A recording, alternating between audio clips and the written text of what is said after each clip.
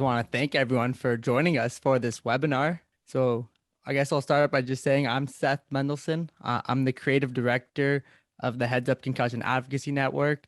And alongside Ryan and Logan, we're going to be talking a little bit about our journeys, our stories, and bring on some amazing people to hear their stories and experiences with concussions as well.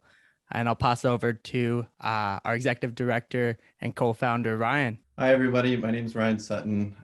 I'm the executive director of the Heads Up Concussion Advocacy Network and very proud to be putting on this event. It's the first of 3 webinars for us in this webinar series.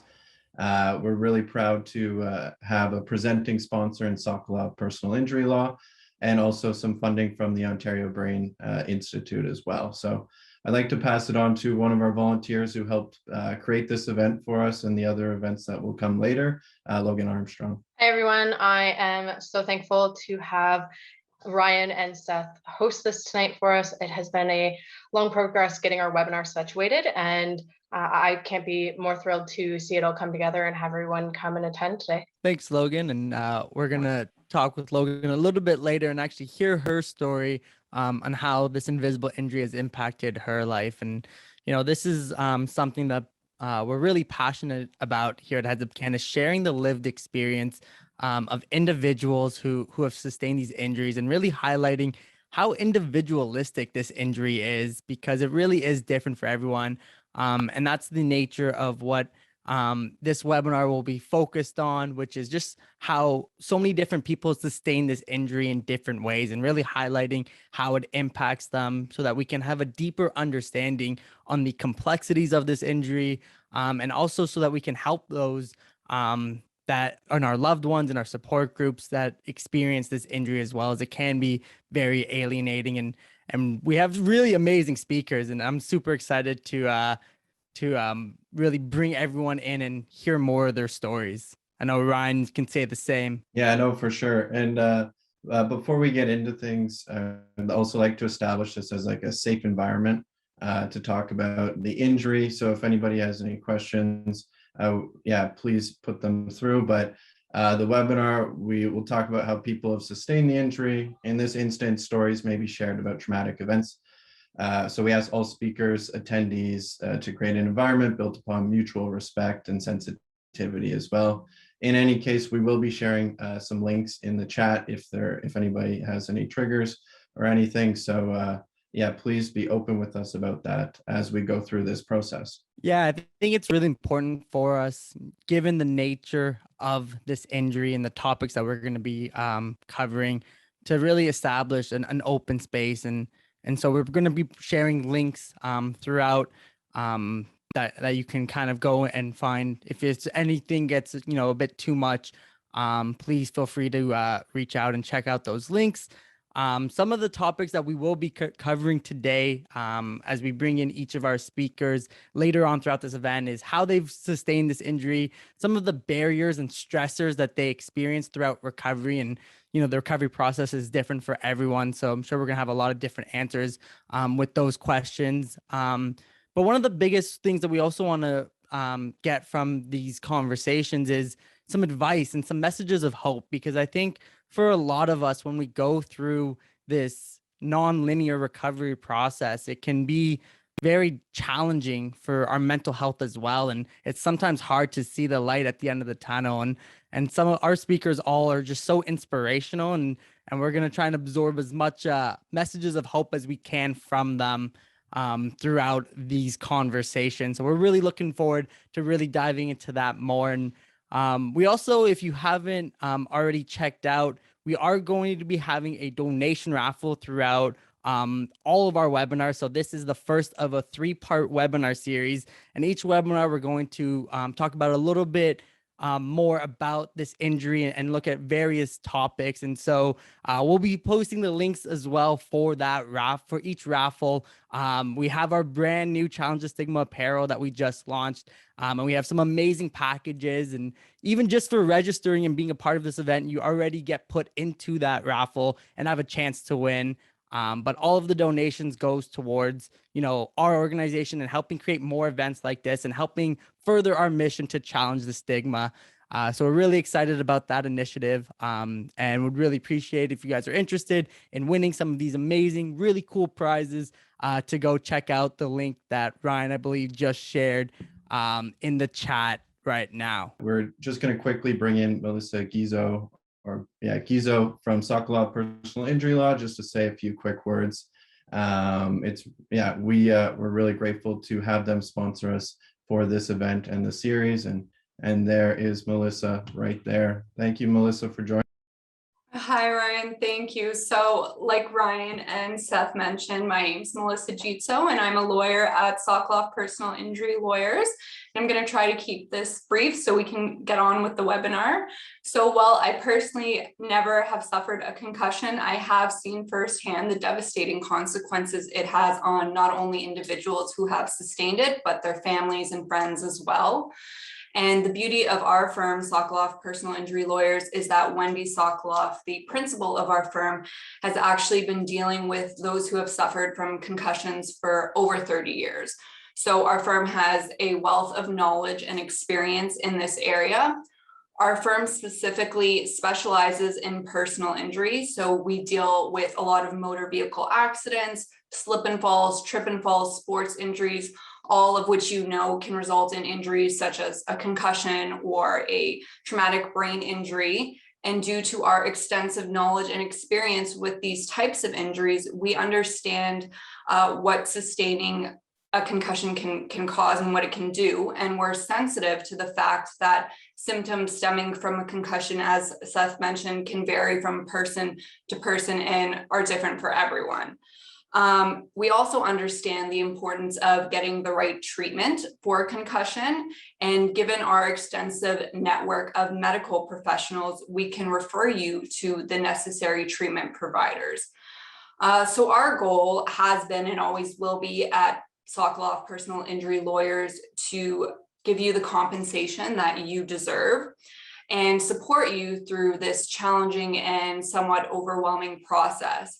And so that's why we do provide free consultations with no obligation at all. And we also work on a contingency fee basis, meaning we don't get paid unless you get paid. So with that being said, if anyone has any questions or just wants to talk about what I briefly outlined, you can feel free to give us a call or check out our website at SokoloffPersonalInjuryLawyers.com, and we would be happy to set up a consultation and discuss with you. As I said, it's free consultation, there's no obligation. And just to echo what Seth and Ryan have mentioned, there is hope. So I just want to echo that message as well. Thank you, Melissa. Really appreciate you sharing all that and the great work that you guys are doing there at Sokoloff Personal Injury Law. Really happy to have you part of the event again. But yeah, thank you for sharing. I think hopefully some people reach out, and I know the work that you do is very important, and the way you go about it as well is very important and very impactful for the people who need it most. So thank you. Thank you. All right, well, Seth is going to bring Melissa to the attendees now. But yeah, I just want to reiterate, so the purpose of this webinar is basically to educate through personal experience. So one thing that's been really true to our story and our development as an organization is the personal experience of this injury.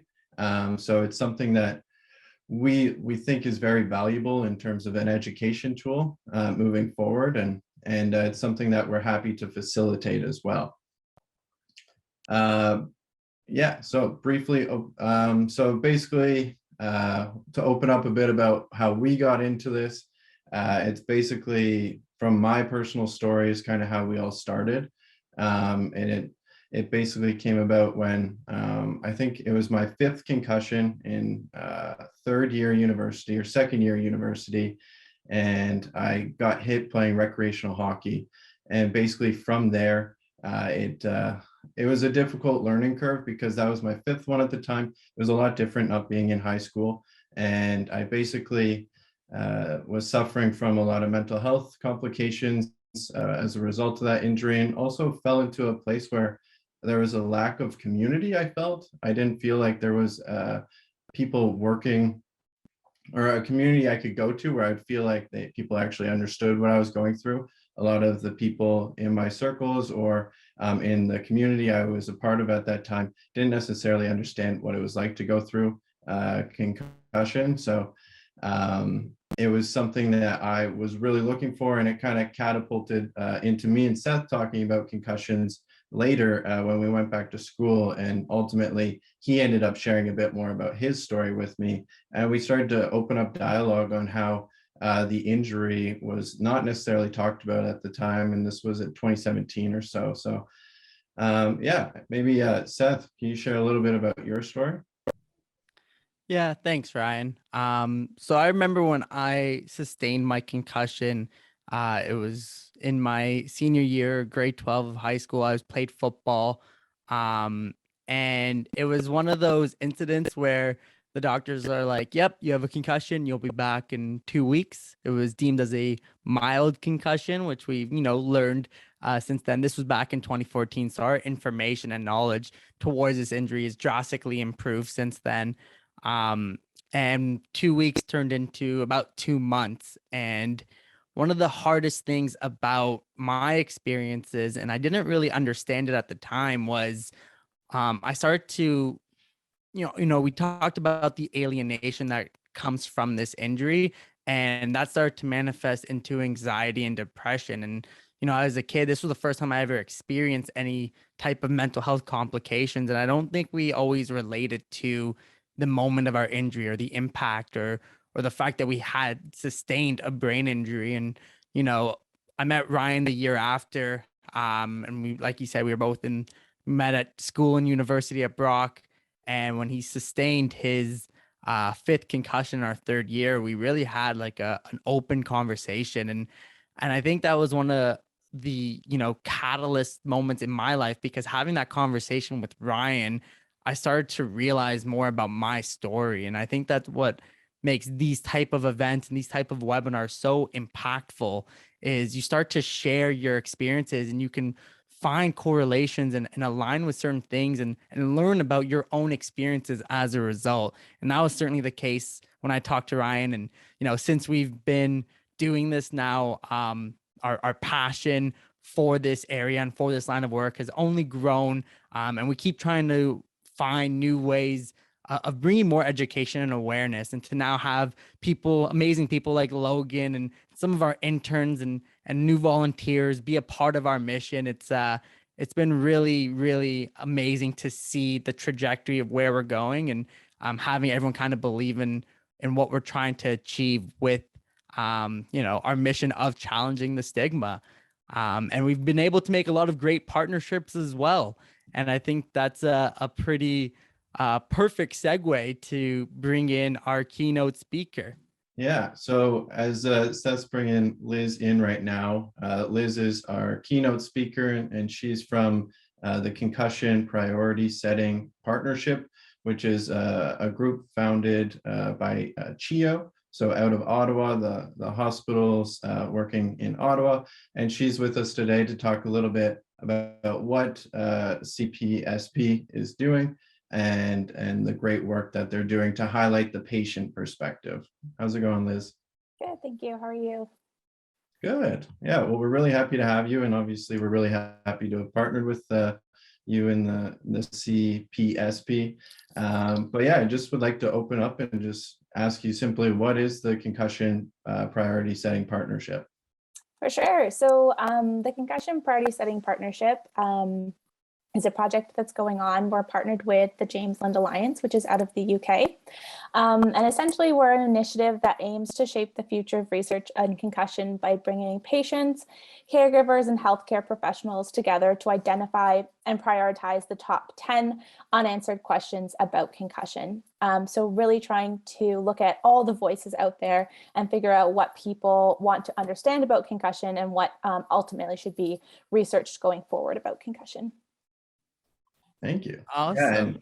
Yeah, that's awesome. It's really cool that you're highlighting the patient perspective, right? And that's what makes this so special. And that's also why it aligns so well with us, because we definitely align with that that line of thinking for sure. So I guess another question I have is, what is the need for something like this in Canada? So I think honestly, the need is kind of everywhere, specifically in Canada, or what we're really looking at is to help provide a voice to patients and clinicians to really voice the questions that they're interested in finding answers to. So I know sometimes it can feel like our voices individually are small, but this is definitely a way that can help to amplify them, and also for us to better understand what people want to know as researchers. So this also provides us with an opportunity to identify questions that have already been answered as well, and provide another opportunity to look at how we can translate that knowledge in better and more effective ways moving forward. Yeah, and it's honestly, it's super fascinating the work that your team's doing, and like echoing what Ryan said, we're really aligned with it. And for the people that are listening to this, what is the potential impact that this type of project can have, within this space? Yeah, so our impact is really looking at informing funding bodies moving forward of the topics and questions that people want answered, and to help then direct that funding moving forward. So informing not only funding agencies, but also researchers of what people who have been affected by concussion, people who suffer from concussion, and clinicians who treat concussion, what they want to know and where their interests lie, so that we can kind of direct that funding in different areas that can be more applicable clinically. Well, thank you so much. That definitely has a clear impact in my mind for sure. So another question we do have is, why is it important to get the patient perspective on this topic? For sure. So the patient perspective is so important because, like any injury or disease, the patient is the one experiencing the symptoms and the effects, especially of concussion. And because concussion is so variable in the way that it affects different people, it's important for us to look at a very diverse population and try and understand what as many people as we can are experiencing. So we want to really understand what's important to people who are suffering from concussion and people who have been affected by concussion, and understand those questions that they want answered to grow the body of knowledge that will then help inform the general public. It's great to inform researchers and even clinicians, but the general public wants to know, they want answers to their questions. We all want answers to our questions, especially when we are affected by an injury. And so who better to ask than someone who's experiencing it? No, absolutely. And that's, I think one of the biggest things that we love is sharing those lived experiences and getting those perspectives. And I know you guys have already been doing a lot of work towards this project. So what are the next phases for this study? So our next phase is taking all of the questions that we received in our first survey. So we initially put out a first survey that asked everybody what questions they wanted to understand. And the second survey, we've taken all these questions and we've sifted through them, and we've created summary questions that encompass all of the questions that were submitted. So we had over 1,000 questions submitted, and nobody wants to read 1,000 questions to figure out what's important to them. So we've kind of done that legwork, and we've come up with about 50 questions that will go into our second survey, which we will be distributing online in the new year. And that will help us really prioritize out of those 50 questions what those top 10 questions are that we can then submit to funders. So we really want to spread the word as much as we can, like I said, to get as much of a diverse participation as we can to understand and get a well-rounded understanding of what's important to the most people. And then from there, what we do is we take all of that information from that second survey and we create a workshop in which we use that information to rank the top questions 1 through 10. And then we have our top 10 questions. With that said, though, all of the other questions that maybe don't make it to top 10, they are also published. They're out there. People can research them. I think it's a really great resource to also know that these questions are what people are wondering. And like I kind of mentioned before, questions that have been answered, we're looking at how we can translate that knowledge better to get it to a wider population, or translate it in a way that's better understandable for everybody. Awesome. Yeah, that's quite a big process for sure, right? It's long, but it's worth it. It's going to bring to the forefront those main questions that everybody is looking to have answered from their perspective of someone who has lived experience. So yeah, it's really special. And I guess since we did partner with you guys, and I do want to know, but like, how can partnering with organizations like HeadsupCAN help further the study? So it's really important that we partner with lots of different organizations so that we can get out to all of your networks. So your network is so great because, like you said, you do focus on the patient experience, and you are creating a wonderful community to provide people with support and community when they have been concussed or been affected by a concussion. And so that's the demographic, or that's kind of the population that we're looking for: people who've been affected by concussion, whether that's through someone that they love or care for, or if they've experienced it themselves, as well as clinicians. So that's kind of our main goal, is to make sure that we're partnering with people who align with our values and the values of the project, and are able to translate our message out there to participate in the surveys and the next steps of the study, to help us really find and really understand what questions are most important to people. Yeah, and I know we're certainly honored to help you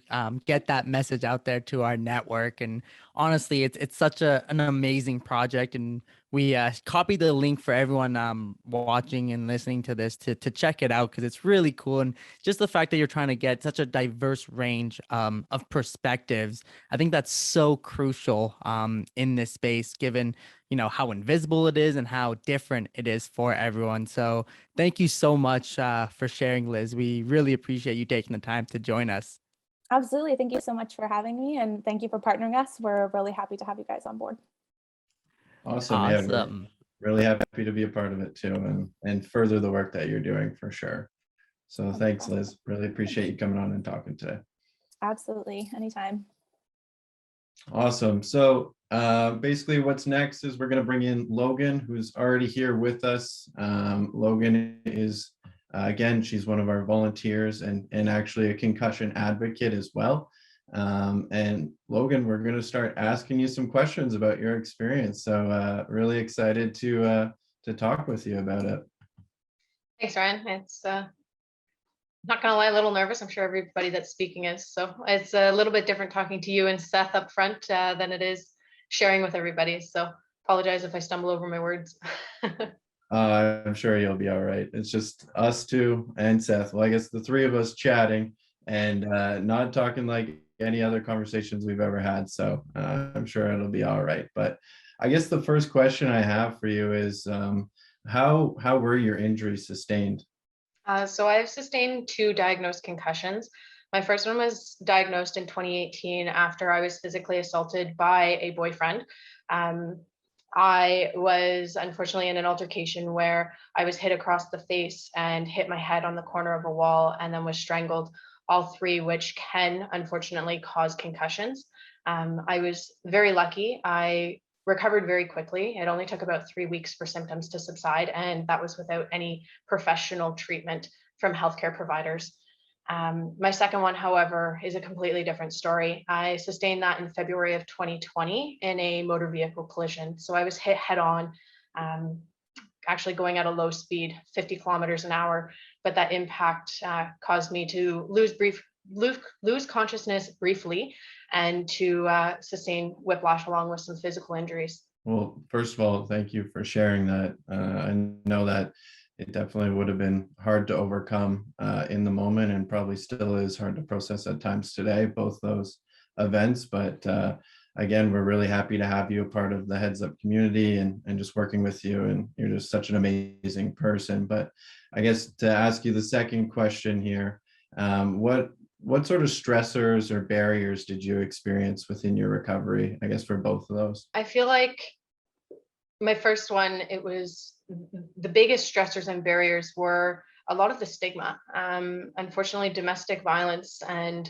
intimate partner violence, IPV, still brings a lot of stigma. So having to share that and reach out to everybody that I needed to, from social work, to deal with the mental health aspect to it, to my doctor, making sure that I was getting the right resources to physically be given the check of okay, and the support system, making sure that I was safe, making sure that I had the support of my family and my friends, and even in work, So that creates a lot of stress when you're already injured. And then on top of it, the additional stress of having to notify people that this went on, and then the ending of a relationship on top of it in such a traumatic way. However, it came quite quickly. It happened and it processed so very quickly, where I find with my motor vehicle collision, it's a completely different story. I feel like everything is a stressor and everything has been a barrier. It hasn't been a smooth process. I'm a year and a half in, almost 2 years this February, obviously, and I'm still dealing with so many stressors, so many barriers, and I'm still not recovered. Because of my previous work, I was working at the Ottawa Hospital as a protection agent, other words, security, and working in a group home as a behavioral counselor. Both of my positions were very physical and were both at a high risk of injury. So not only did I have to take time off to just recover initially, so that way I wasn't day to day dealing with such high symptoms, but I still to this day am unable to do these positions. I will never be able to return because of the risk to injury. And that in and of itself was so frustrating to begin with, without knowing that I couldn't return because I couldn't work. And slowly realizing that this is now no longer a part of me. And I feel for myself and a lot of people, you identify with your career. So that loss of identity is and was still hard to deal with. And in the process of getting to that point, I was on modified and off of modified and on a leave of absence, and the hoops that you have to jump through, the amount of medical documents you have to get, it becomes stressful and it becomes a barrier because you have to do so much just to be able to continue to work. And I just recently had to get to this point where I realized I can't do this position. So with the current skill set that I have and the current education that I have, I had to change my career completely. And it was difficult. And I had to find a new job, something that I could earn an income that was similar to what I was making with the current symptoms that I have, and attending appointments still. And then on top of it, trying not to disclose my injury to my employer before even getting hired, because as we've talked about in previous podcasts, you never know how the employer will take it. It could be a good thing, but it could be a very bad thing, and they may not want to hire you, or they may look at you differently as an employee. And if you aren't past that probation period, they may let you go. So going through that was huge. And because of this lack of work for the last year and a half, it put such a huge burden financially on me, because you take time off to recover, and then the little bit of modified work that you try and do, it's such a minimal amount of money. So you're barely able to afford your living expenses. So you're using your savings. And because I'm a motor vehicle collision victim, I do get an income replacement benefit, but it's so little. It's $400 a week. So trying to live on $400 a week for several months became impossible. And that balance between, okay, what's more worth it, the income to be able to afford my bills, or the time off to recover. And that balancing act to this day is still so challenging. And sometimes I have to make some really tough decisions on that. And having to bring in not only your living expenses, but your cost of treatment. Anybody who's sustained a concussion knows that treatment, at least here in Ontario, is not covered by the provincial health insurance, which is called OHIP. So you have to pay out of pocket. And if you don't have private insurance through your work or your own private insurance, you're left on your own. So having to pay for those, even to this day, is so costly, and it's such a burden and can be such a barrier to recovery. Again, because I'm a motor vehicle collision victim, I get to have my insurance help. To start, usually what they do is getting you into the minor injury guideline, and learning all of this and navigating this new world of insurance was complicated. It was complicated for anybody on a good day pre-injury. And now once you're injured, trying to navigate this world that is so legal and has so many barriers to the victim, because that's the point of it, unfortunately, made it so much more difficult. So trying to get out of the minor injury guideline for funding into the non-catastrophic guideline was near impossible. I had to actually obtain a lawyer. So at the very beginning stages of my injury, where symptoms were so flared up, I could barely do anything, I also had to obtain a lawyer so that way I could obtain funding to be able to get treatment. And you'd think that was perfect. You get a lawyer, you get funding, you get out of the MIG, and you get all this funding. It wasn't that easy. I ended up having, to this day, submit treatment plans and get approved and get denial or partial denial, or even after a denial, I have to further explain why, and I have to go through my lawyers. And this brings so much stress, and it can be almost debilitating, because that stress leads to anxiety, and that anxiety can be so debilitating when it comes to your future, when it comes to your recovery. And you're sitting there going, all I want to do is attend these appointments so I can get better, and you're in my way. You're stopping me from getting the funding. You're the one stopping me from being able to attend these appointments. So that in and of itself is just, it's like none other. I can't even explain how aggravating that can be. And then on top of it, it's finding the correct professionals. So you get the funding, and now you're like, who do I go to? Where do I go to get this? And I learned very early on, just because they can treat you doesn't mean they should. It took a long time for me to realize this, because my first organization that I went to for treatment was actually causing my symptoms to be worse, and it was actually hindering my recovery. They were treating me and my concussion as a one size fits all. Got a cute little booklet. Here, we're going to work through this. This is what we do with everybody. It works. And it wasn't. My mom can even speak to this and state, like, after an appointment, she'd look at me and be like, you look like a zombie. You are not yourself. And for like hours, days later, I still wasn't myself. It took me almost a month before I realized I need to stop. And I had to do so much research, and I had to look and try so many different things to find the correct professionals. And I'm still learning who needs to be added into my circle of care. I ask all my other health professionals. I've even reached out to both of you before, asking, hey, what have you used that helped? Because I've learned you have to look at yourself as a whole, because things that you weren't experiencing before your concussion, that may have been a condition that you didn't know you had, is now all of a sudden flared up. So you have to treat so many things, not just your concussion. And I had to learn that, treatment is specific to you and your injury and your history, and not just the concussion itself. Another big stressor for me was even just the symptoms, day to day, learning how to adjust and overcome each of them, and how to manage them or how to ignore them, and having to adjust my entire routine. My day-to-day life has changed drastically. What used to be is no longer a thing. And just realizing that some of these symptoms may never go away. So learning to really just know that this is my life now. My symptoms got so bad, and they've been lasting for so long. Came a point in my life where I truly believed that I was going crazy. I felt that my family and my friends and even my employers and coworkers weren't believing me. I can remember when I went to my social worker at the time and went, am I crazy? Like, am I making these symptoms up? Like, is it just in my head? Like, am I seeing things? Because it just didn't make sense. Like, they weren't going away. And like I said, it made it so much more difficult with not having people believe that they were still ongoing.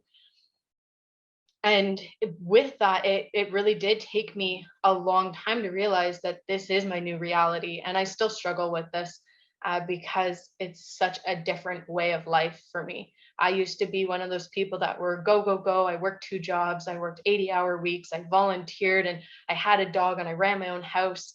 And now it's like I can barely do a full-time job. I can volunteer a little bit of my time, and my days off are days off. Like, they aren't, like, I can't pick up another job. It's very, very slowed down.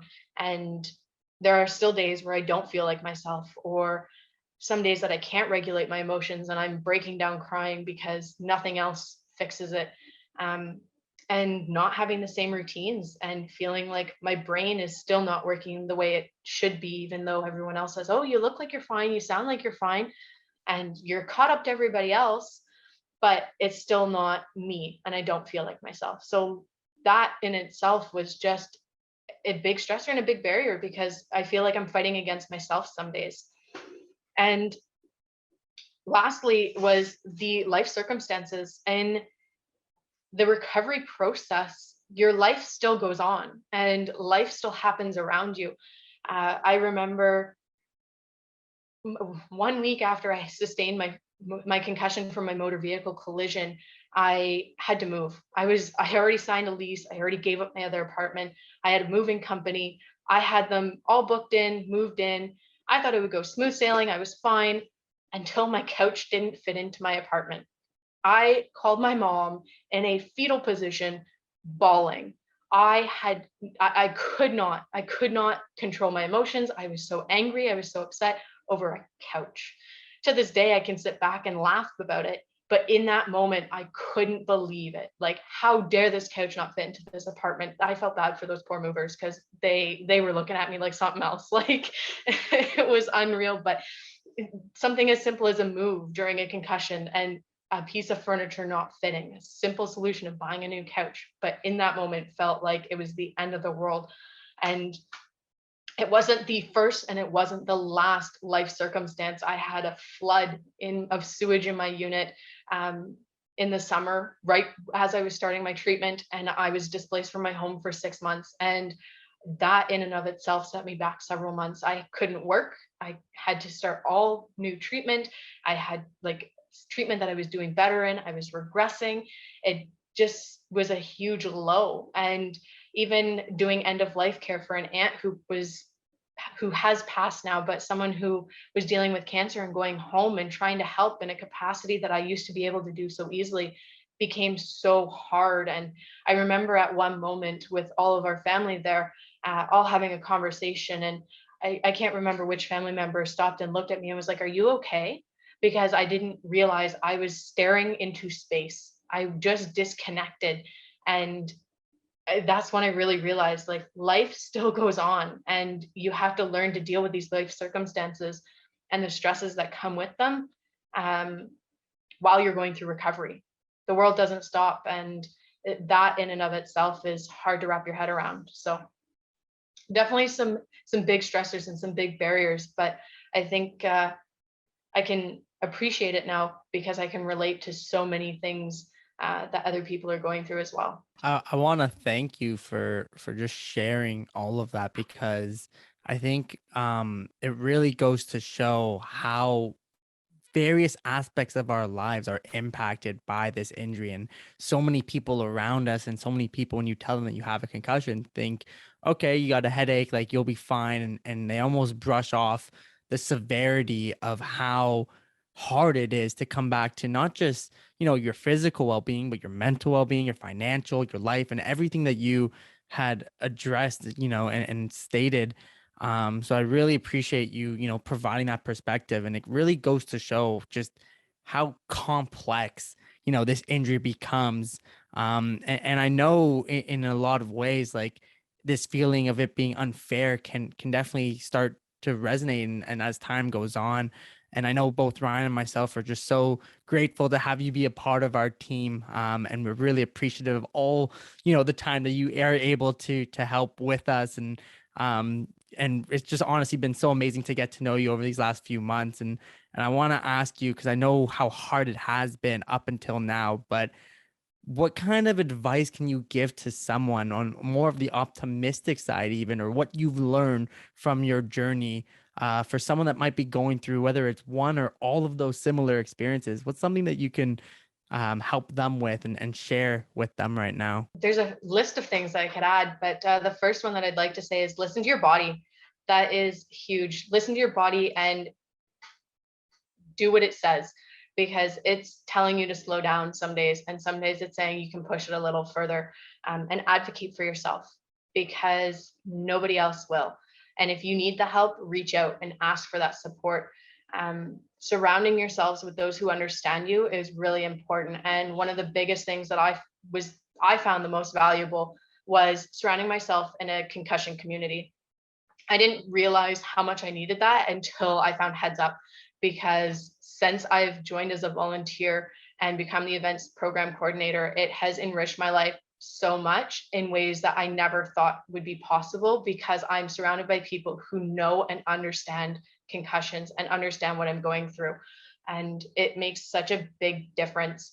And connecting myself to those who know more or have been through it, because I've went through so many different healthcare providers, and getting all the healthcare providers you can in your circle is so valuable, on top of not only your support circle and concussion community, because pieces that you didn't think you were going to need, I knew, I found out now that I needed things I never realized I'd need, from, kinesiology and physiology to dietitians to sleep doctors to concussion doctors, down to mindfulness and mental health. You need it all. When it comes to concussion, it is not just a concussion, it is your whole body, it's your whole experience. So when I say do your research all the professionals you can, get as many supports that you can, because it will become invaluable to you.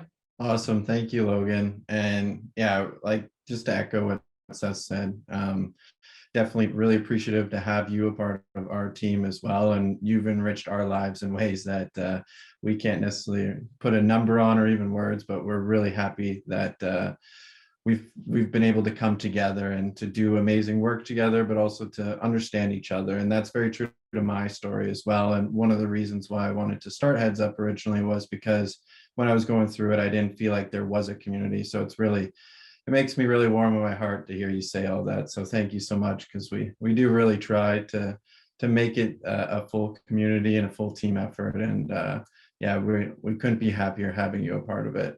And I guess the last question we have for you, and I'm sure we could talk for forever about all this, but can you provide a message of hope for people who may be going through something similar or just the injury in general, a message from hope from you?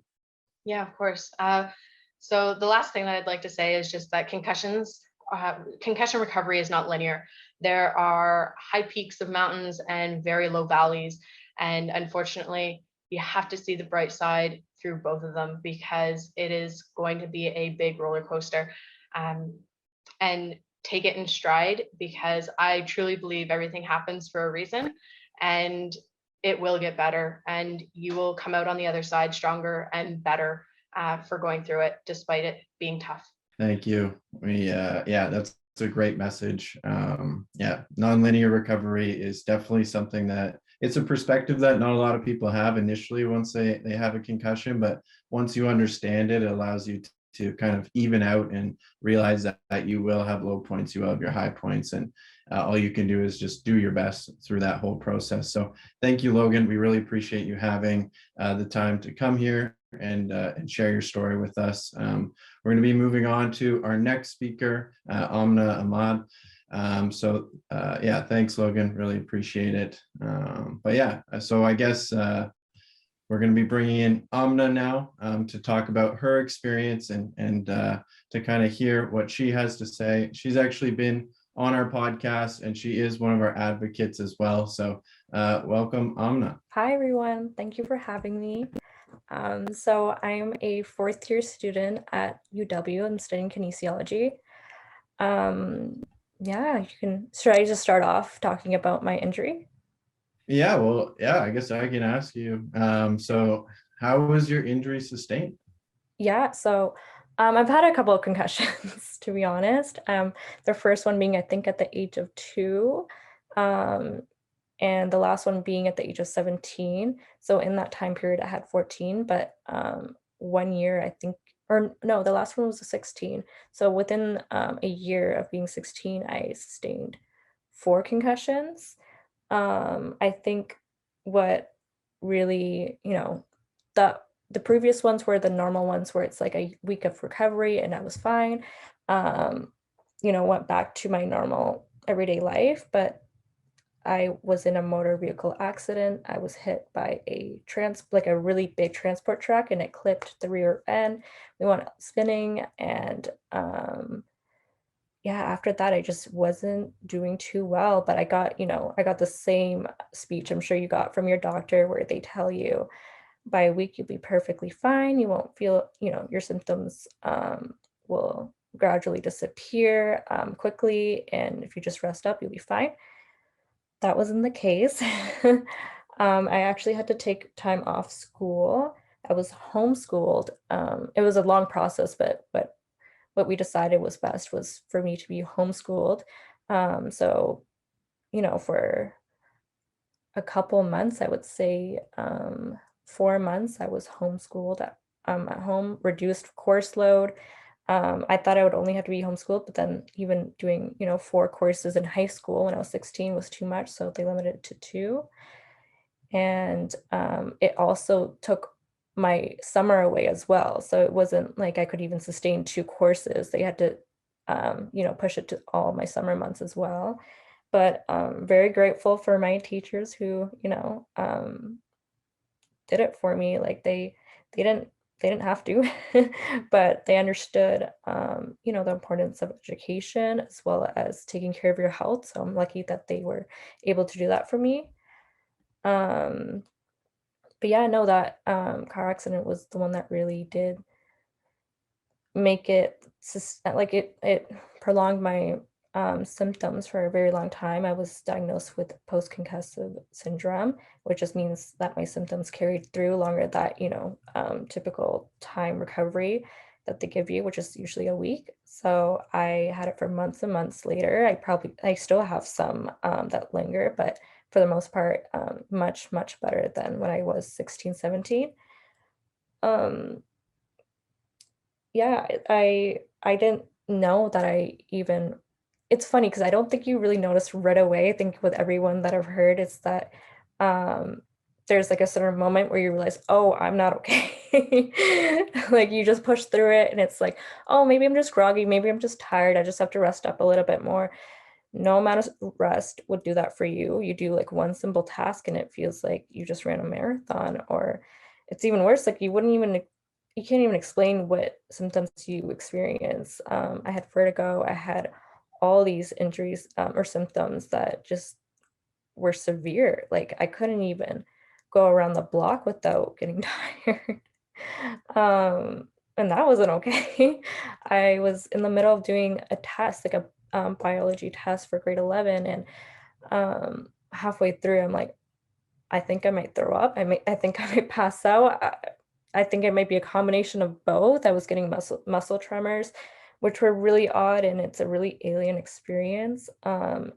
Everyone else around me were fine, and it really is an alien experience. No one else is experiencing what I'm going through, and I was really lucky because my mom actually had seen the pattern, like my behavior being different. So she had booked me an appointment right when I was writing that biology test. It was really funny that like that was the moment that I knew I wasn't okay, like there was something more going on. And after I wrote that biology test, I just remember hearing from the intercom saying like that my mom was here to pick me up to go to a doctor's appointment. I was like, perfect. Thank God, because there's something happening and it's not going away. It's getting worse. And having muscle tremors in the middle of class is like scary. I honestly thought it was a seizure because you're just shaking and you feel like this huge pressure in your head and you feel like any moment you're gonna pass out. So yeah, it's honestly embarrassing. You don't want anyone to see you like that. So I was diagnosed with post-concussive syndrome. Um, that's a very vague diagnosis too. You don't know how long you're gonna be having these symptoms for. And my doctor was just like, uh, you just go through everyday tasks and see how it goes. Like there's no real game plan for this. It's a real guessing game, and that's what's really scary about it, because you don't know what's going to happen. So you also just need a huge support system, and my doctor wasn't able, like your family doctor isn't really going to know what to do. So I was lucky where he advised me to see a physiotherapist who was able to understand it a little bit more and let me know what's happening and figure out a better game plan. And it's funny though, because even though I was getting better with these treatments, after each treatment, I'm sure everyone can agree, like after each treatment that you would have with whoever it is, a health professional, mine was a physiotherapist, I would be so exhausted, like, so exhausted. You aggravate your symptoms to practically the max to see where you are. And, sometimes I would have these treatments and then I would have to stay for like a test right afterwards. And it wasn't happening. Like you, you feel nauseous. You don't want to do anything. And you have to do that for every treatment. So it's like 3 times a week you would feel like that. And, you had to plan your day around it. You had to reorganize your entire day to adjust to these symptoms. You had to prioritize what you wanted to do within the day. Like if walking around the block was too much, like I couldn't go to even a grocery store for a bit. I couldn't do a lot of everyday tasks that people, that people, my age could obviously do. There's just a ton of limitations that you have to face. And yeah, you had to pick what was important and you had to prioritize it. And you had to pick things that you didn't want to do. Like I had to pick schoolwork every day just to graduate. Like I had to pick it every day. I remember it was like Monday through Sunday. Like I didn't have a day off where I would just take a like a break and hang out with friends. There was no interaction like that. That was what was really sad. Like with my symptoms, what aggravated the most was being in big crowds and just that environment of big crowds and loud crowds. So I couldn't, that was hard. I was 16. Before that, I was having so much fun. You know what I mean? I would hang out with my friends all the time. I remember I had this trip planned right before I was diagnosed with another concussion. Supposed to go to Quebec and have fun with my friends for a week. And I had to, I thought the end of it was just canceling that trip, but it was hard the entire year. So yeah, and then like people around you, you're isolating. Like I isolated myself. I'm sure everyone else isolated themselves as well. And, even you don't have a huge support group when you go through this because not many people went through this, not from my high school, not my friends. And then, your friends, your peers, your family members are all like, what's happening? Like you look perfectly fine. You're looking at they look at the physical aspects, like you look normal. You're you're able to talk, you're able to like what's happening? Like why are you saying you're not able to do these things? And they think it's more they may even think it's more of a mental aspect than anything else where I remember like my father thought I was like depressed because I was isolating myself. Had to reorganize my day. And although, mental symptoms do happen and it's aggravated, it's not completely a mental, diagnosis. It's different. And you play mind tricks with yourself as well, because everyone's telling you look fine and you look the same from before, but you're dealing with physical, mental, and emotional stress every day. And that's hard to see. That's hard to really know unless you really have gone through it yourself. And it's really funny in a way because the harder you worked and the more you wanted to do, the worse it got, which is, you're always told the opposite. The harder you work, the more you do, the more you get done in a day, the more successful you'll be. But it was the complete opposite. And if you have, you have to limit activities to be able to manage these symptoms. And someone with a strong work ethic, that's very hard to accept these limitations and symptoms. Yeah, no, thank you for sharing that. That's such a important aspect as well as that gradual process. And I really feel for you because I know, especially when you're that young, to go through something like this, it almost forces you to put a lot of other aspects in your life into perspective. And, at 16, now you have to like really take, control of your own health and really be mindful of every activity, and especially not being able to enjoy a summer at that age. Like it's so challenging. And so I Yeah. really appreciate you sharing your story and being here with us tonight. And I know you even touched upon it throughout that response on, the alienation side of things and the invisible nature. But, when you experience this post-concussion syndrome, which, as you even mentioned, is a pretty vague way of defining what you're going through, throughout the recovery, what were some like barriers and stressors that you really noticed that impacted, what you were going through? I think it was, hate to throw everyone under the bus, but like some of the barriers were just not having that support group. Your family, your friends all kind of see you go through it, and some try to understand, but they don't really understand. And just because of that, you kind of think you put that upon yourself and put that reflection on yourself as well. And you're like, maybe I am fine. Maybe I can do more. And then there's days where you feel great and you do a bunch of things, and then you feel like you're improving. The next day it's back to square one. Like you can go back so many steps, and that's really hard. You just want to it's really complicated. Like it's you try so hard, but in a way you shouldn't. You really just have to put yourself first. And I think that's a barrier too, is having to put yourself first, having to realize that your health comes first and everything else comes second is hard.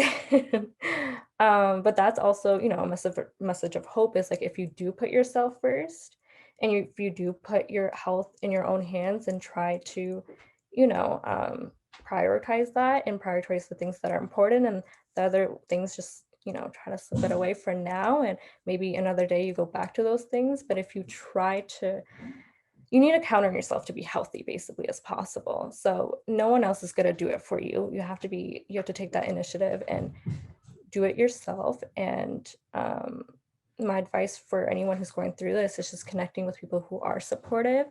That environment is so valuable for your recovery. If I honestly, isolating myself, I'm sure even like COVID-19 with the pandemic and isolating ourselves, it really hinders your recovery. It doesn't help. It does not help if you isolate yourself so completely that you start to feel, your mental health is at risk as well.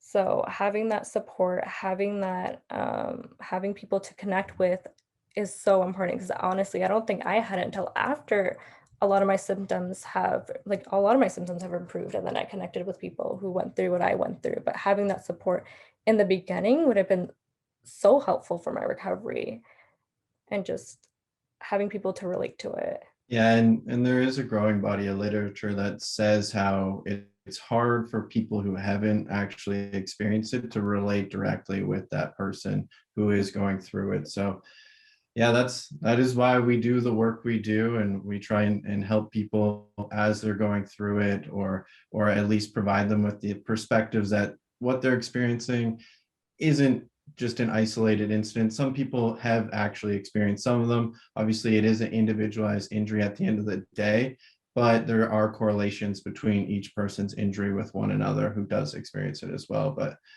yeah, I really appreciate you taking the time to share all of that. And yeah, and you also you answered the message, or the message of hope, and you shared your advice for everybody. So thank you so much, Amna, for hopping on here. And if you want to hear more about Amna's story, she did actually have a podcast episode with our latest podcast drop, the Concussion Experience podcast. So be sure to check that out. I believe it should be sent in the chat description there. So thank you, Amna. Really appreciate it. Do you have any last words, I guess, before we let you go? So I'm on my cohort right now, and someone actually brought up a huge, they brought up a really good quote that I thought I would share. Imagine if you were only allowed one vehicle in your lifetime. How would you take care of it? You can stop imagining that, because that's your reality. Your one vehicle is your body. Wow, I love that. That's so powerful. And it really speaks volumes, I think, to what we all go through. You know, concussion or not, we have to take care of ourselves.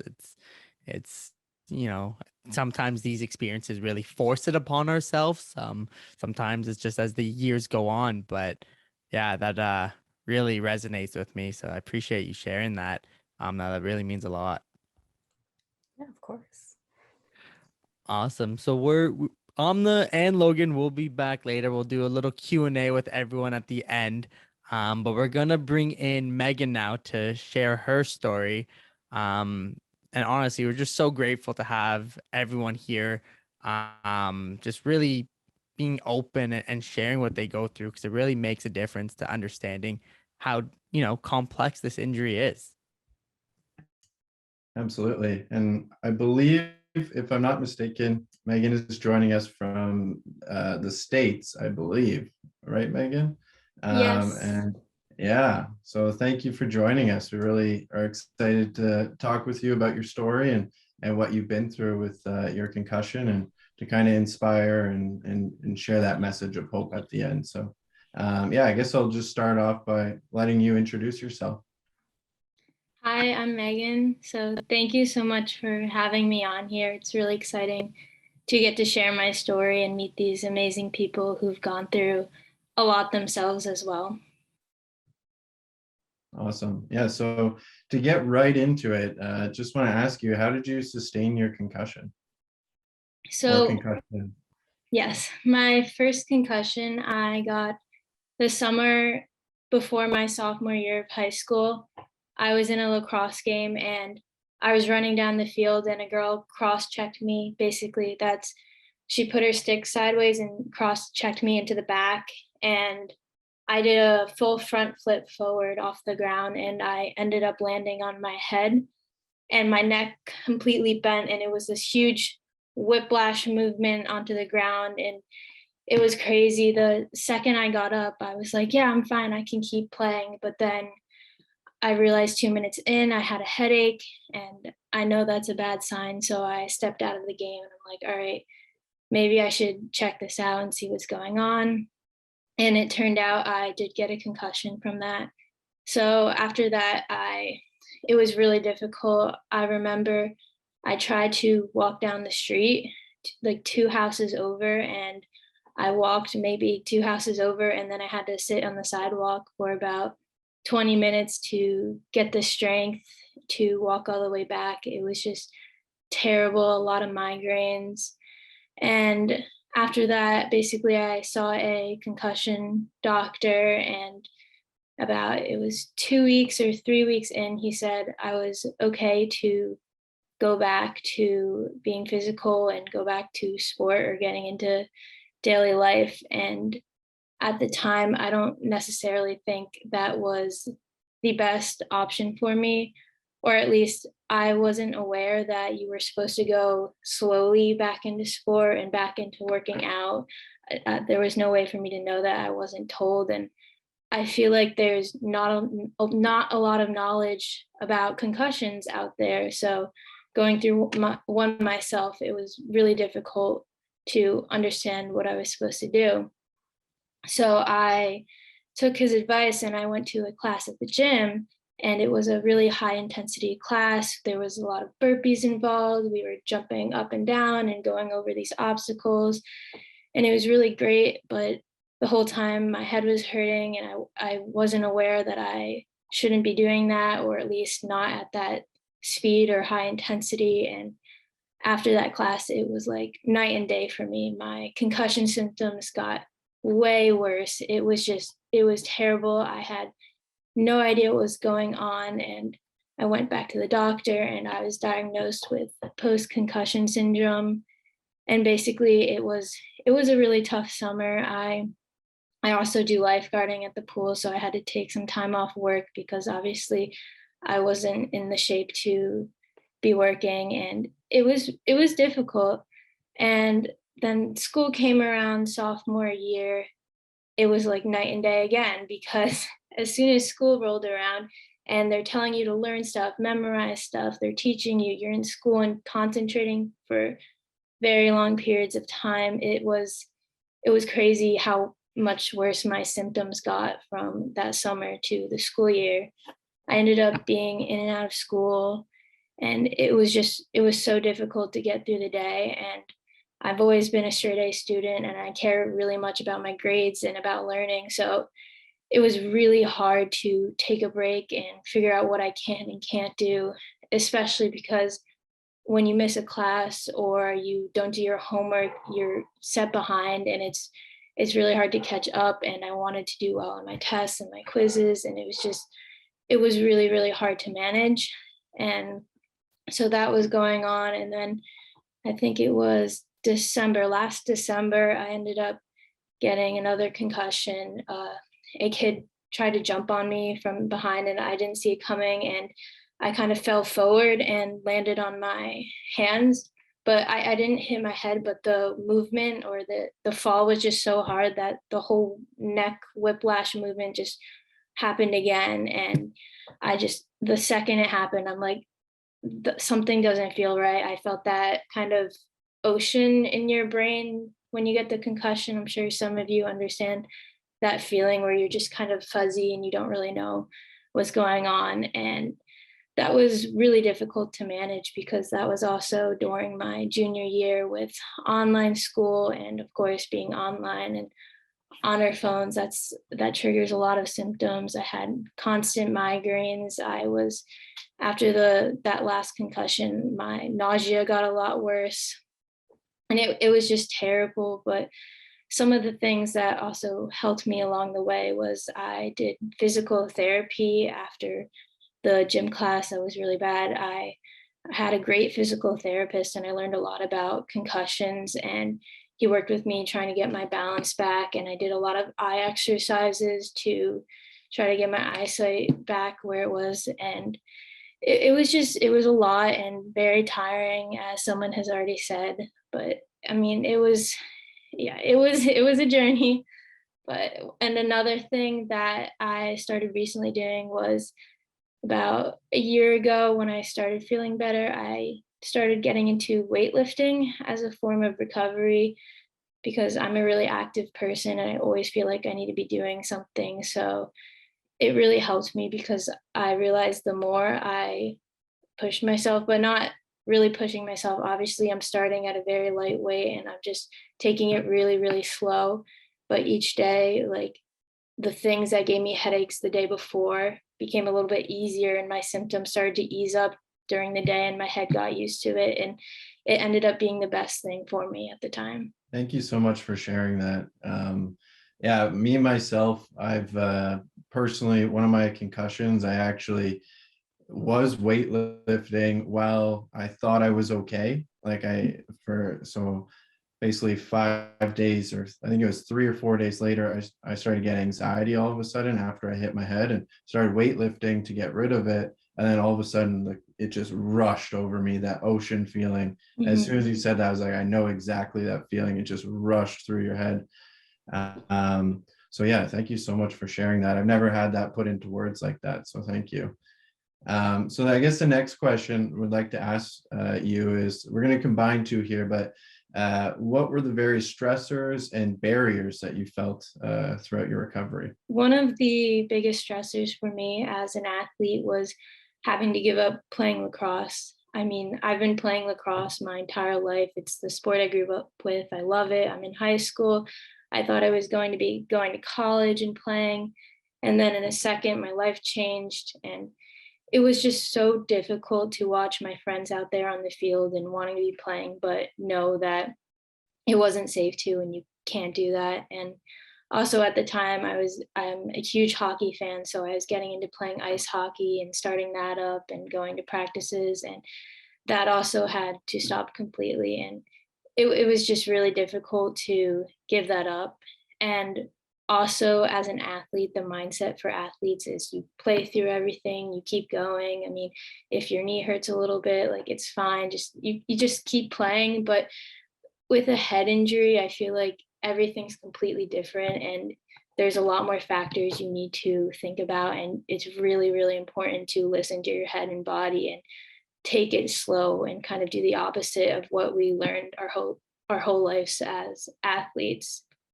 And Also, I'd say a very big stressor is how long the recovery process takes. I mean, I thought I would be better in a few weeks. I had a few other friends on the lacrosse team get concussions and they were back up and playing in a few weeks and all, but I was still on the sidelines.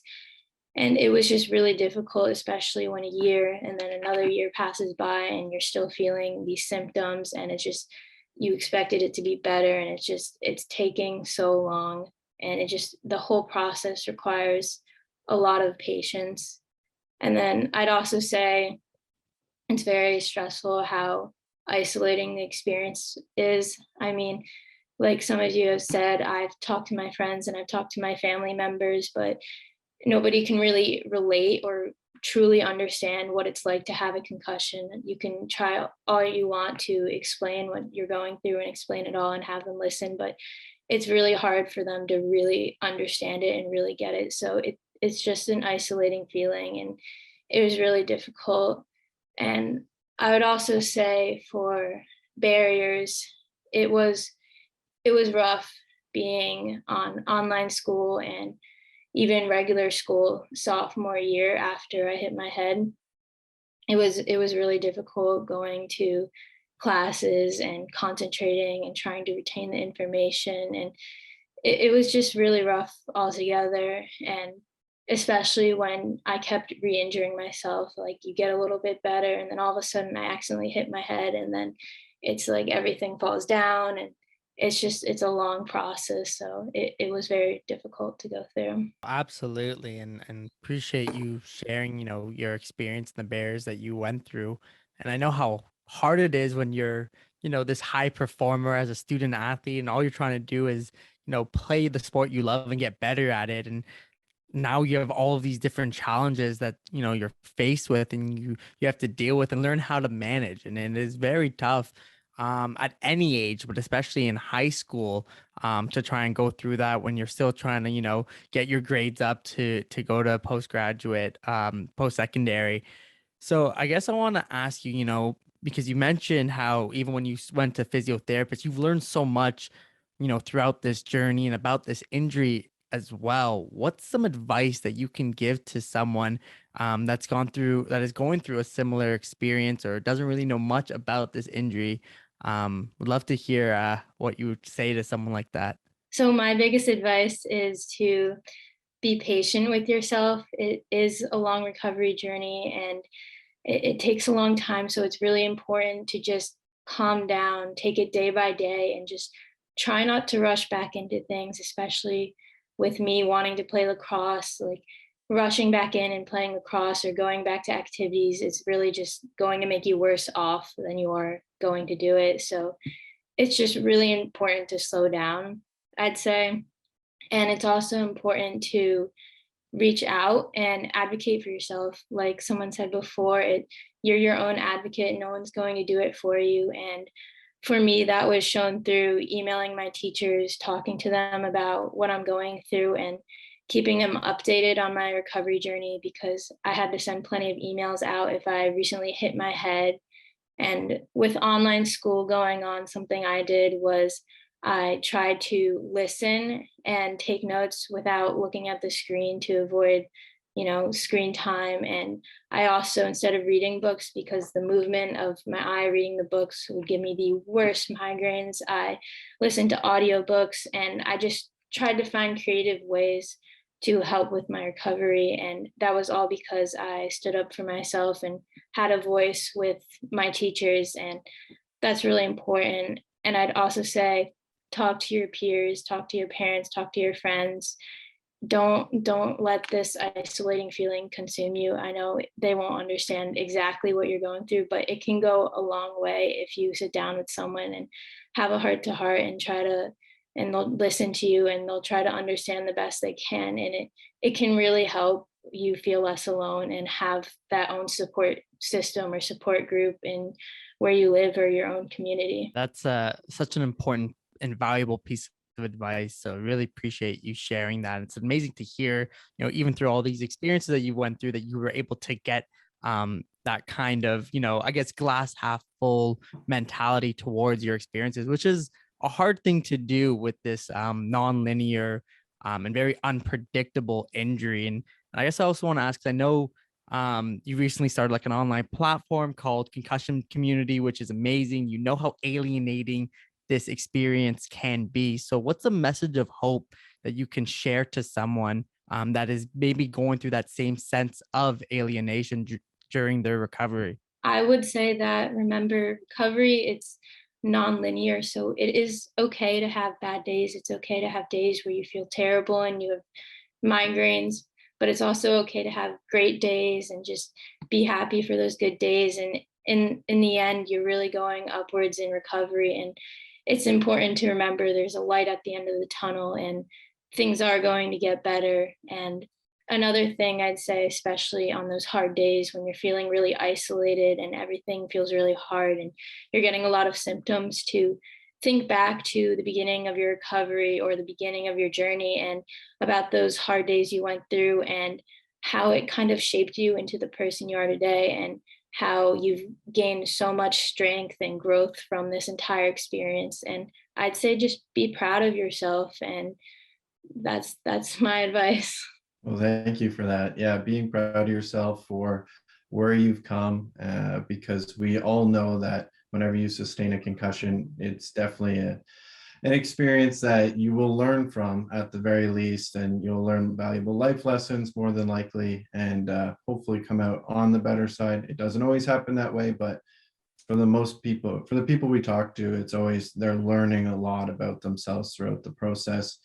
And they have something to be proud of when they come out of it, for sure. So yeah, I really appreciate that sentiment, Megan. So thank you for sharing your story with us. Really happy to have you on here, and look forward to seeing you blossom as you continue to develop and grow. So thank you so much. Thank you for having me. Thanks. So yeah, I just before we get over to our last speaker, May, I just want to remind everybody who's in the webinar that we will be having a discussion period after we talk with May. So if anybody has any questions, feel free to add it into the Q&A spot or into the chat, and we will ask those questions with everybody once we are finished talking with May. How's it going, May? Thanks for joining us. Hi, thank you for having me. Yeah, we're really happy to have you. And actually, I was looking at Logan, and Logan's wearing a poppy, and I feel like I should be wearing one for sure right now, and Seth, but completely slipped my mind. But I'm saying this because May is actually a veteran of the Canadian military. So first and foremost, thank you for your service, May, and we're really happy to have you here. Thank you. I'm honored that you have me here to talk. Thank you. So yeah, I'm not sure if you want to introduce yourself a little bit more before we ask you the first question. Sure. My name is May, and I retired from the Canadian Armed Forces last year. I was a physician assistant for many years with the Canadian Forces, and before that I was a medical technician, so I had over 29 years of experience in the medical field. Until I had to retire as a result of a couple of injuries, including PTSD and my concussion, which is the post-concussion syndrome. Yeah, and so one thing that I've come to know May in the last few months here, because she's been volunteering with us to build up more education for the veteran community and for the Canadian military, because as most people know, PTSD is definitely a big thing within that community, but as May knows firsthand, concussions and brain injury can be as much a driver of, I guess, negative health with the Canadian military and armed forces. Yeah, that's for sure. And especially with the symptoms, they're so interlinked between PTSD and the brain injury and concussion. So sometimes it's hard to know which ones is causing what symptoms and what effect it has on a person. Yeah, absolutely. So with that, May, we're going to get into the first question here. So how was your injury sustained, or injuries? I've had numerous injuries. being in the military, there are different injuries that you sustain, whether it's through training or accidents or on the battlefield. So there are many different ways. So I've had numerous undiagnosed concussions, I guess. My first diagnosed concussion was in 2010, where I was hit by a truck. I was on the side of the highway and I was outside the vehicle. So I was hit by a truck. And that's when I sustained my first concussion.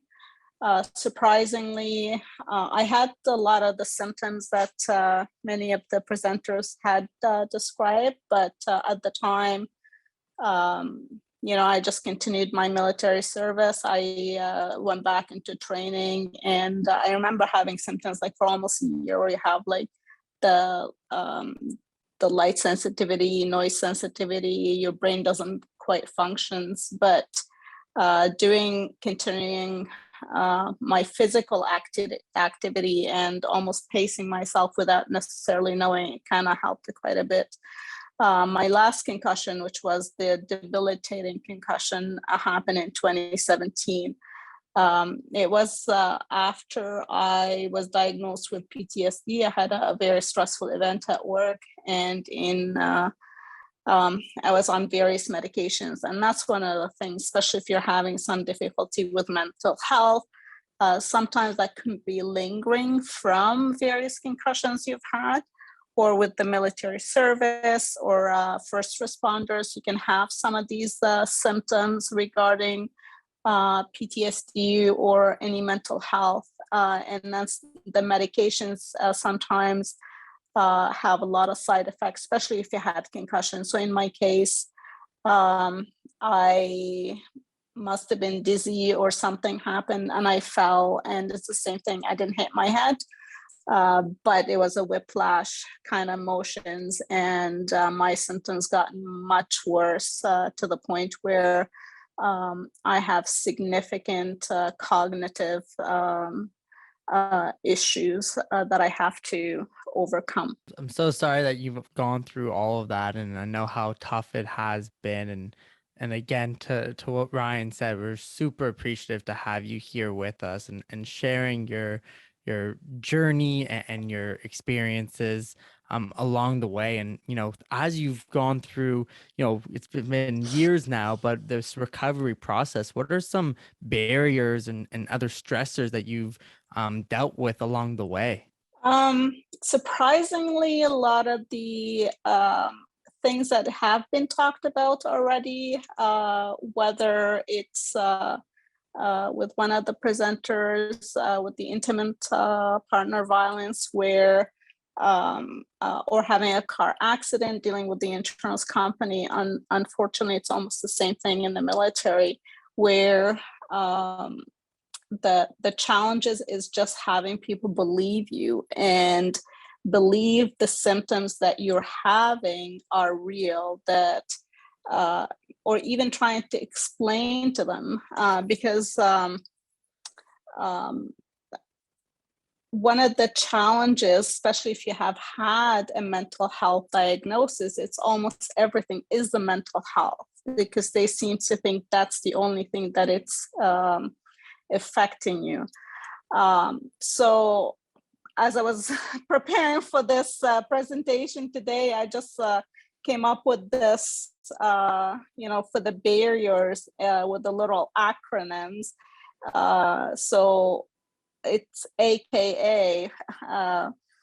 So A is the acceptance and believing your symptoms and believing when, what the information you're telling, especially in the military settings or with Veterans Affairs or with your physicians, because your physicians really in the military settings are employed by the military. So it's almost going to see your insurance company physician and having them to make the diagnosis and all these things. So sometimes, they may not necessarily believe all the stuff that you're saying.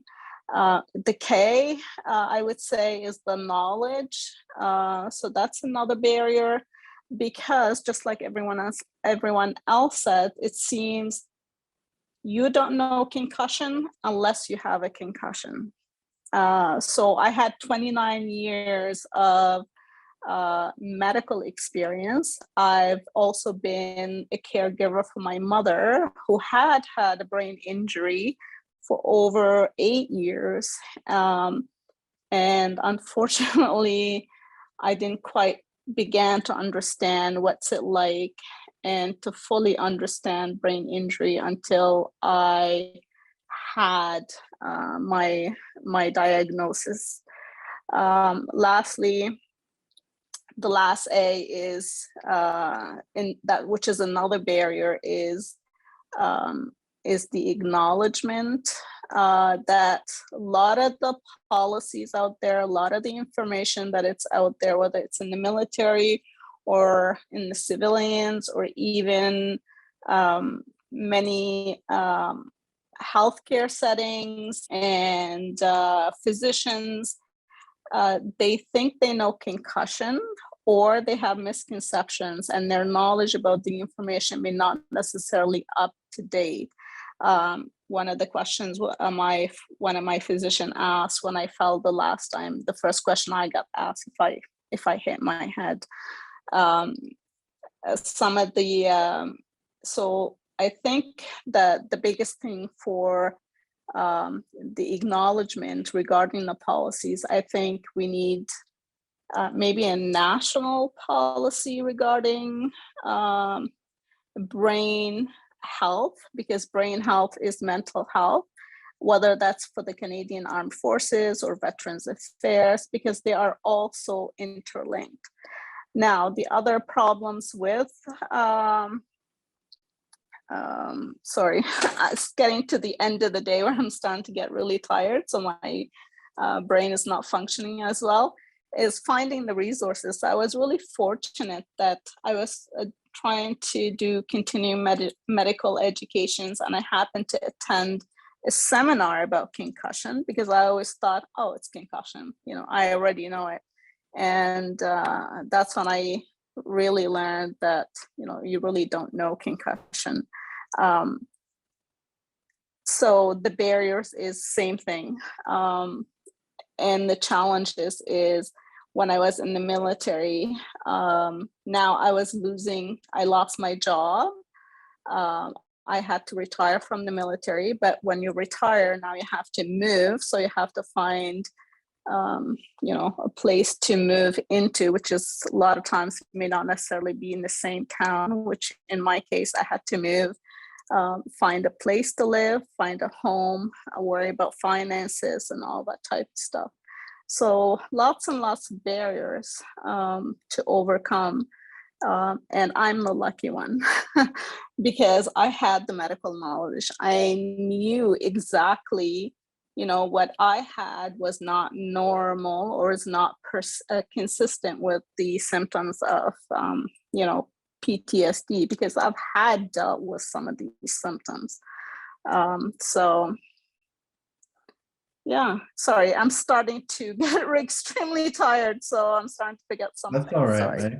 That's all right. Yeah, we're with you, and we really appreciate you sharing all of that. And that was a great acronym, so thank you. And it helped reframe it. Can you just repeat what the acronym was? Just, I believe. Sure.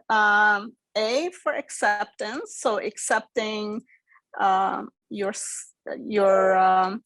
symptoms, accepting what you're telling, your family physicians or your caregivers. K is for knowledge, a knowledge that you don't know concussion, no matter how much information we're learning about concussions. It's just our knowledge is still such a basic level, especially when it comes to the brain health, all the resources and everything that is going on. And there's a lot of leap and bounds that are happening and new research, but we still really don't know quite concussions and how it relates to mental health, stress, inflammatory responses. And the last A is acknowledgement that we need policies. I'm hoping maybe we can, with heads up help, maybe we can, change policies at a national level, because I think we need a national policy on brain health, because brain health, mental health are so interlinked. And that's similar to the policies that need to be changed for the Canadian Armed Forces and Veterans Affairs as well. Amazing. Yeah, thank you so much for sharing all of that. And so it's AKA, acceptance, knowledge, AKA. and acknowledgement. Yeah, those are great. I love that.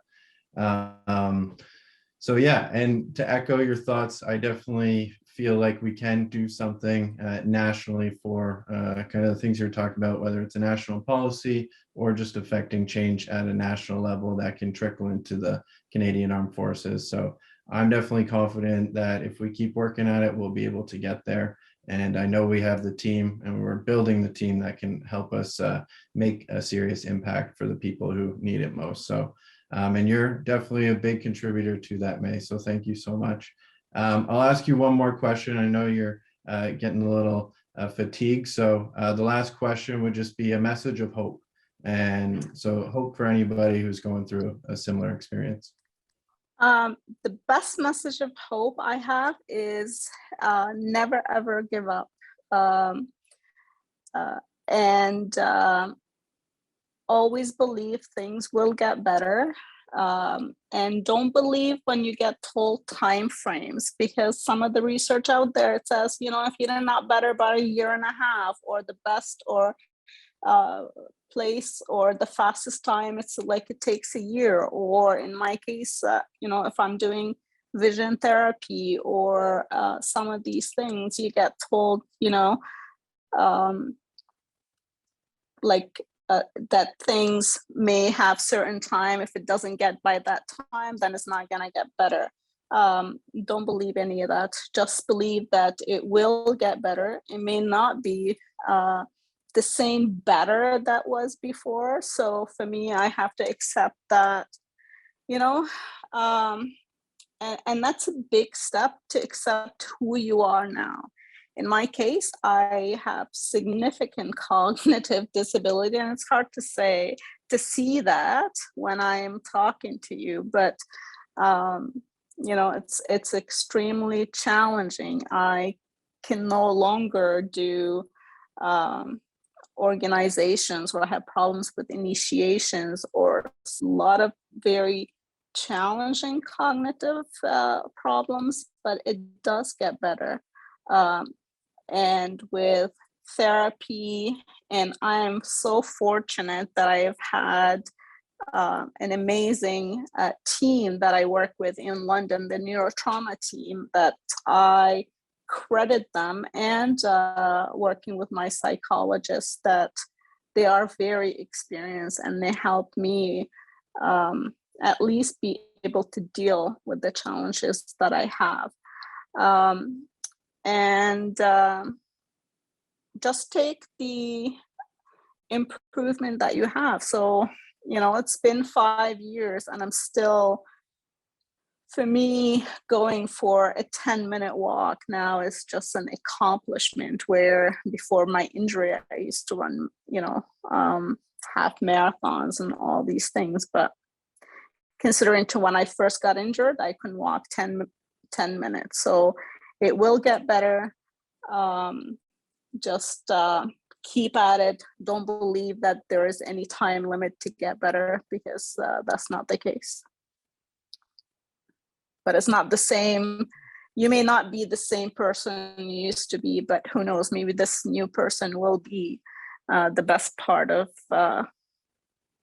best part of you that you always meant to be. Well, yeah, thank you so much. That's great advice. And I love the way you ended that. The new person could be the person you've always meant to be. So there's a lot to take from that, put it that way. So thank you, May. We really appreciate you sharing today, and we Thank you look for forward having me. to continuing to build on the work that we're starting, and just continuing the journey of further educating and advocating for people who have sustained concussion. So we're going to bring in, I think, everybody who's talked today, and we'll actually answer the questions. So we got 3 questions already in the Q&A. So anybody who may have a question, feel free to ask another one. We'll try and get to as many as we can. But yeah, Seth is just bringing all the panelists in right now. But yeah, and just a quick thing. Oh, actually, no, everybody's here now. Okay. So I was going to mention quickly about our raffle, but I can do that afterwards. So everybody, we're here and we're live. So first question we have is from Kimberly. So how can a family member or friend best support a person experiencing concussion symptoms? I'll open the floor up.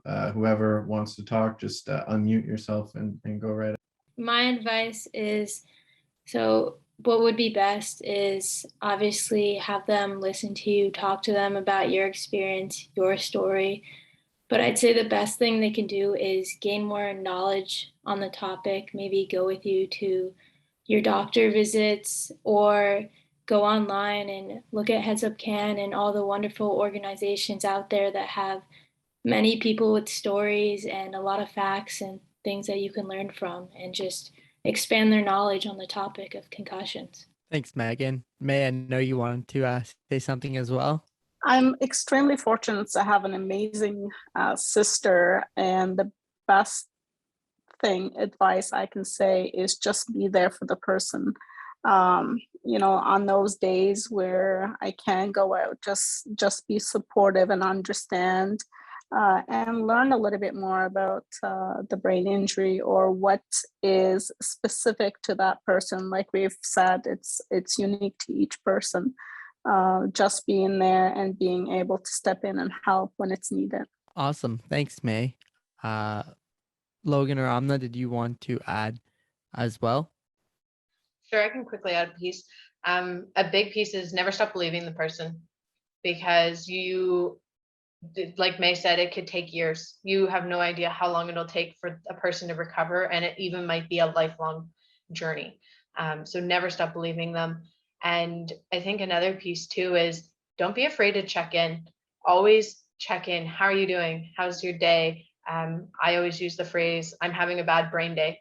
And even just recognizing that is a thing that happens to a lot of people with concussions, and checking in. If you see that the behavior's changed or they haven't checked in as frequently, check in with them. Maybe there's something going on for the reasoning of their behavior change, and it can make a big difference.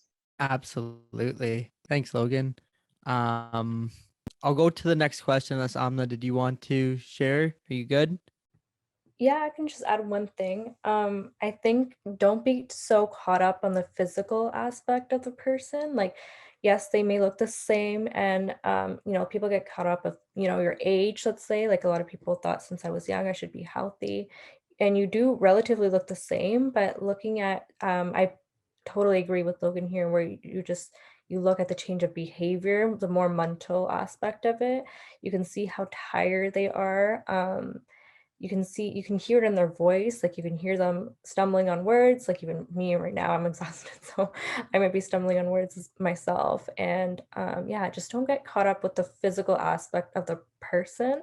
Try looking beyond that. Thanks, Amna. Yeah, I know, and it's going a bit later, this webinar, and we really appreciate you all staying with us as well as the attendees. And this next question that Tyler asked, and it's a really intuitive question because he even put it in the phrase of, there's this common theme that we've heard where, people often feel unheard, not believed, and unsupported, especially throughout these, recovery journeys. So what's the best way that we can provide those things to people? I think I can start a little bit here, and it's just by listening. Like, it's really just that. It's just asking simple questions like, how are you today? How are you feeling? Like, just starting with that and then just listening.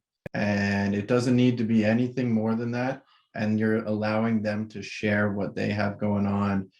Because something that I've learned through my research and through a few things that I've been going through recently personally, but just like sometimes people, when they're going through that experience, can feel like unloading all that information after a while it can be taxing on the person who's receiving it as well. So just maybe assuring them like, hey, I'm with you, I'm here, I'm with you right in this moment. Let's have a conversation about how you're doing, and just being fully present with that person in that moment. It's something that I think can help a lot of people just in conversations in general.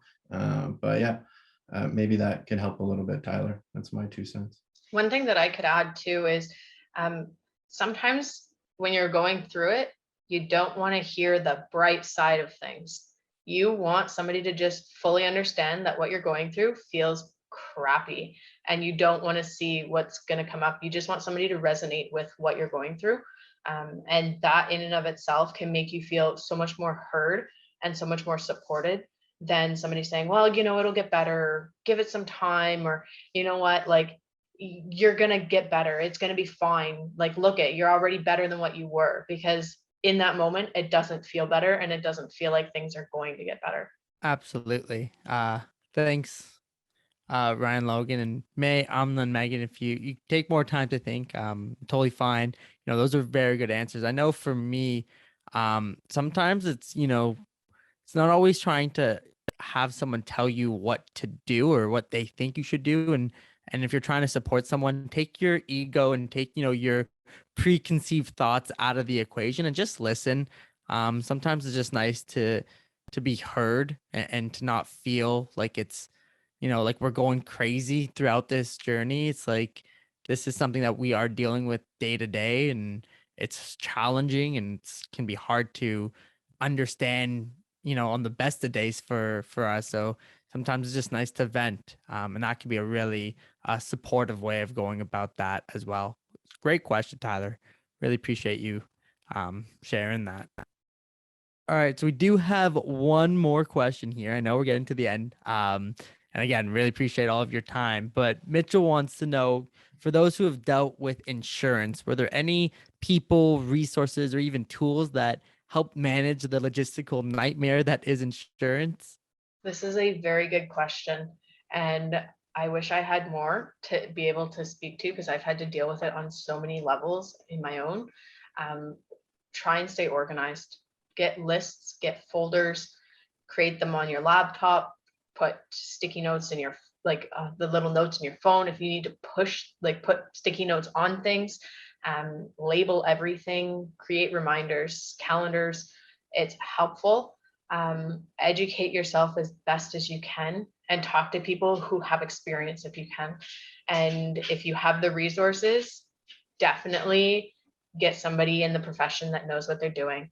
I myself had obtained a lawyer because I knew my brain could not handle it.